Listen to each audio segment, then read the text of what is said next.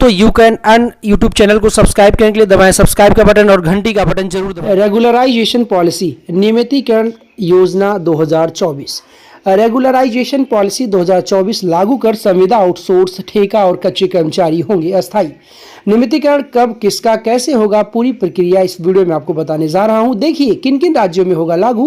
पंचायत सहायक, शिक्षा मित्र, चौकीदार, अनुदेशक, पीआरडी जवान, परिचालक, आंगनबाड़ी, आशा और तमाम ऐसे संविदा कर्मी, ठेका कर्मी, दैनिक वेतनभोगी जो लोग उत्तर प्रदेश में तैनात हैं उनके लिए एक बहुत बड़ी खुशखबरी निकल के सामने आ रही है। नमस्कार दोस्तों, स्वागत करता हूँ आपके अपने यूट्यूब चैनल में। आज की इस वीडियो में हम एक बेहद खास विषय पर बात करने जा रहे हैं जो सभी संविदा कर्मी, आउटसोर्स कर्मी, दैनिक वेतनभोगी और ठेके पर कच्चे कर्मचारी के लिए बहुत महत्वपूर्ण है।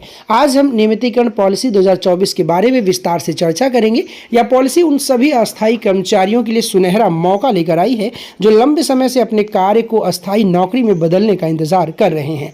अगर आप भी इस वर्ग में आते हैं, इस श्रेणी में आते हैं, इस कैटेगरी में आते हैं तो इस वीडियो को अंत तक जरूर देखें क्योंकि यह जानकारी आपके लिए बेहद फायदेमंद साबित हो सकती है।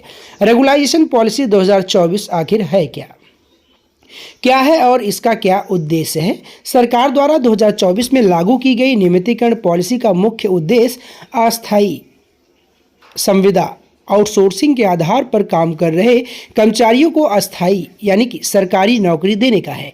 पॉलिसी के तहत सरकारी विभागों में इन कर्मचारियों के काम को पहचान मिल सकेगी और ये कर्मचारी अपनी एक इमेज बना सकेंगे जिससे उन्हें बेहतर वेतन और सारी सुविधाएं मिलेंगी। यह पॉलिसी केवल नौकरी की स्थिरता नहीं लाएगी बल्कि लाखों परिवारों को भी राहत देगी।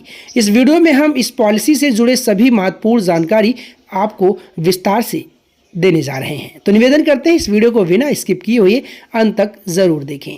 इस पॉलिसी से किन कर्मचारियों को और कैसे लाभ मिलेगा आइए जानते हैं। इस पॉलिसी के तहत वे सभी संविदा आउटसोर्सिंग दैनिक वेतनभोगी कर्मचारी आते हैं जिन्होंने कम से कम 3 से 5 वर्ष की सेवा दी हो। सरकारी नियमों के अनुसार ये सभी कर्मचारी अस्थायी नियुक्ति के योग्य हो सकते हैं। केंद्र और राज्य सरकारें दोनों मिलकर इसे लागू करेंगी और इसका लाभ लाखों कर्मचारी तक पहुंचाएंगी।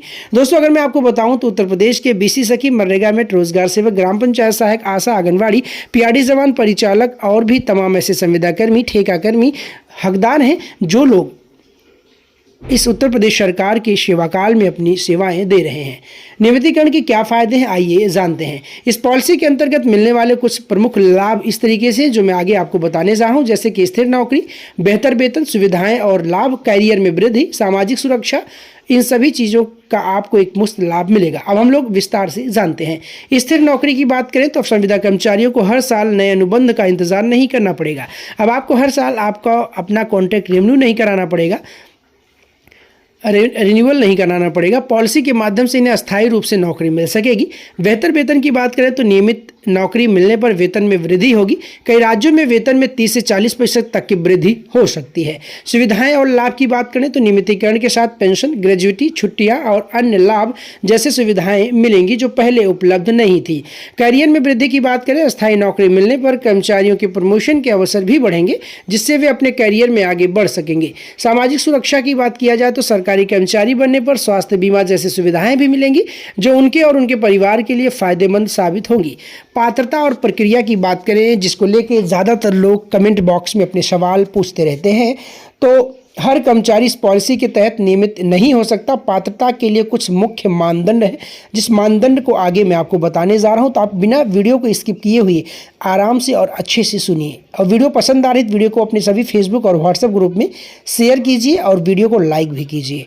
दोस्तों अब मैं बता रहा हूँ पात्रता और प्रक्रिया के बारे में। जैसा कि मैंने आपको बताया हर कर्मचारी इस पॉलिसी के तहत नियमित नहीं हो सकता है। पात्रता के लिए कुछ मापदंड है जिसमें नंबर 1 निरंतर सेवा, 3 से 5 साल की लगातार सेवा आवश्यक है। कम से कम 3 साल आपको उस पद पर ईमानदारी से सेवा दिया जाना होना चाहिए, तभी आप अस्थायी तभी आप नियमितीकरण पॉलिसी रेगुलाइजेशन पॉलिसी 2024 के तहत लाभ पा सकते हैं। उम्र सीमा की बात बताएं तो अधिकांश राज्यों में 18 से 45 वर्ष की आयु सीमा रखी गई है। अच्छा कार्य प्रदर्शन अगर आपका है, अगर आपका एनुअल परफॉर्मेंस रिपोर्ट APR आपके अधिकारियों के द्वारा अच्छा दिया गया है, 100 में से लगभग 90 प्लस दिया गया है, तो यकीनन आप अस्थायित्व के हकदार होते हैं। अच्छा कार्य प्रदर्शन, किसी भी प्रकार का आरोप आप पे ना लगा हो, भ्रष्टाचार का या किसी भी तरीके के घूसखोरी का, नहीं तो आप इस नियमितीकरण या रेगुलेशन पॉलिसी 2024 से बाहर कर दिए जाएंगे। दोस्तों शैक्षणिक योग्यता की बात करें तो आवश्यक शैक्षणिक योग्यता पूरी होनी चाहिए। नियमितीकरण की प्रक्रिया की बात करें तो इसमें कुछ मुख्य चरण होंगे, जैसे आवेदन प्रक्रिया, पात्र कर्मचारियों को एक फॉर्म भरना होगा, दस्तावेज जमा करना होगा, सेवा प्रमाण पत्र और शैक्षिक प्रमाण पत्र जैसे दस्तावेज जमा करने होंगे। जांच प्रक्रिया की बात करें तो सभी दस्तावेजों की आपकी जांच भी होगी। आवेदन करते समय जो भी पात्र कर्मचारी होंगे, आपको जैसे ही सरकार शासनादेश के माध्यम से पोर्टल खोलती है तो आप सभी 3 साल कम से कम किए हुए जो भी संविदा पर काम है, आउटसोर्स कर्मी, ठेका या दैनिक वेतनभोगी हैं, वो लोग उस फॉर्म को भरेंगे। उसके बाद जो भी कागजात आपके हैं, जैसे कि आपका कागजात में आता है सेवा प्रमाण पत्र, जो भी आपने सर्विस दिया हुआ है, हर साल आपको सर्विस, आपका एक सर्विस रिकॉर्ड मिलता है, उस रिकॉर्ड को आपको रखना होता है, उसमें आपकी APR लिखी होती है, और आपके शैक्षिक प्रमाण पत्र जिसके आधार पर आप संविदा के पद पर तैनात हैं, इन सभी कागजातों की अच्छी तरीके से जांच की जाएगी। उसके बाद साक्षात्कार या परीक्षा, कुछ मामलों में साक्षात्कार या लिखित परीक्षा की भी आवश्यकता हो सकती है। अगला चरण है मेडिकल चेकअप, स्वास्थ्य जांच भी अनिवार्य होगी। अगला चरण है नियुक्ति पत्र, सभी प्रक्रियाएं पूरी होने पर अस्थायी नियुक्ति पत्र जारी किया जाएगा। वो कौन कौन से राज्य हैं जो इस पॉलिसी को लागू कर रहे हैं, अगर मैं आपको बताऊं तो कई राज्य सरकारें इस दिशा में सक्रिय हैं, जैसे कि हरियाणा, राजस्थान, मध्य प्रदेश, छत्तीसगढ़ और पंजाब। इन राज्यों ने हजारों कर्मचारियों के नियमितीकरण के लिए योजनाएं बनाई हुई हैं। जैसा कि मैंने आपको पिछले वीडियो में भी बताया था और अच्छी तरीके से समझाया भी था कि कैसे और कब आपको लागू किया जाएगा और आपको सरकारी नौकरी की सौगात दी जाएगी। संभावित चुनौतियां, दोस्तों अगर वीडियो आपको पसंद आ रही है तो वीडियो को लाइक करेंगे, चैनल पर नए हैं तो जरूर सब्सक्राइब करें। आइए इस वीडियो में आगे चलते हैं। अभी कई सारी चीज़ों पे आपको बताना बहुत ज़रूरी है, तो आप इस वीडियो को अंत तक बिना स्किप किए हुए ज़रूर देखें।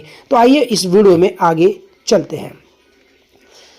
आपके सामने कुछ चुनौतियां आएंगी, जिसमें इस पॉलिसी को लागू करने में कुछ चुनौतियां भी हो सकती हैं, जैसे कि आर्थिक बोझ, कानूनी पेचीदगियां, प्रशासनिक चुनौतियां, योग्यता की कमी, ये सारी समस्याएं आपके सामने मिल सकती हैं। आर्थिक बोझ की बात करें तो नियमित कर्मचारी की बढ़ती संख्या के कारण सरकारी खर्च बढ़ेगा। कानूनी पेचीदगियां की बात करें तो कुछ मामले अदालतों तक भी जा सकते हैं। योग्यता की कमी की बात करें, कुछ कर्मचारियों में ज़रूरी योग्यताओं का अभाव भी हो सकता है, वो सीधे इस पॉलिसी से बाहर किए जा सकते हैं। प्रशासनिक चुनौतियों की बात करें तो इतने बड़े पैमाने पर नियमितीकरण की प्रक्रिया को अंजाम देना आसान भी नहीं होगा। कर्मचारियों के लिए सुझाव ये है कि अगर आप भी अस्थायी कर्मचारी हैं तो कुछ ज़रूरी बातें ध्यान में रखें। इस वीडियो को देखना ही बहादुरी नहीं है, इस वीडियो को अंत तक देखना बहुत बड़ी बात है, क्योंकि इस वीडियो के अंत में आपको कुछ ऐसे महत्वपूर्ण टिप्स और ट्रिक्स दूंगा जिसको जानकर आप बड़े आसानी से समझ पाएंगे। तो दोस्तों सभी संविदा कर्मी, आउटसोर्स कर्मी, दैनिक वेतनभोगी, ठेका कर्मियों के लिए बताना चाहता हूं कि आप अपने दस्तावेज को तैयार रखें, जो भी आपके प्रूफ के तौर पे आपके कागजात, इसको संभाल के रखें। कई जगहों पर देखा जाता है जो भी आपके अधिकारी हैं जिसके अंडर में आपको APR एनुअल परफॉर्मेंस रिपोर्ट उनको देनी होती है, अगर वही गायब कर देंगे तो आपके पास कोई भी प्रूफ नहीं होगा कि आप उस ऑफिस में या उस विभाग में संविदा के पद पर तैनात थे। दोस्तों ऐसे में ज़्यादातर अधिकारी और ज़्यादातर लोग अपने चाचा भतीजे या ऐसे लोगों को लगाने की फिराक में रहते हैं, क्योंकि यहाँ पर सरकारी सीधे तौर पर अस्थायी करने की योजना बना रही है। तो आपके पास जो भी कागजात हैं, जो भी आपके पास रिकॉर्ड है, उस रिकॉर्ड को रखिए और बड़े अच्छे तरीके से संभाल के रखिए। तो दस्तावेज तैयार रखें, अपने कार्य प्रदर्शन को बेहतर बनाए रखें, जरूरी योग्यताओं को पूरा करें। इस तरह की आवश्यक तैयारी करके आप अपने नियमितीकरण की प्रक्रिया को बेहद सरल बना सकते हैं और 100% अपने हक को पा सकते हैं।